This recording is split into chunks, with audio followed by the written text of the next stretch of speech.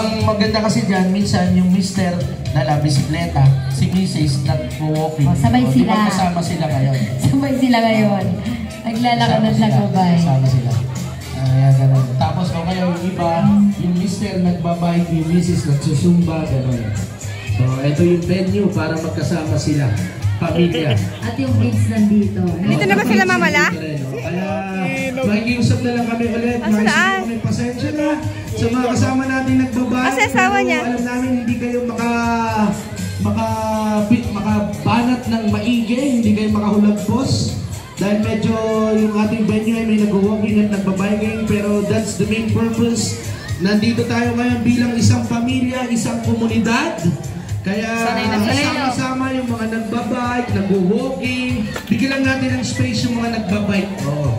Sandy, paalalahanan din natin ang ating mga kasamang taga-Marikina ngayon na yung mga napag-iwanan po natin na plastic bottle o napag-iwanan. At maaari po, ibitbitin natin. Correct. Ang taga-Marikina ay may mabuti po kayo. May disiplina. Correct. Huwag po natin kalimutan ang ating mga plastic bottle na napaggamitan. Ira, wala tayong nakakalat na basurahan.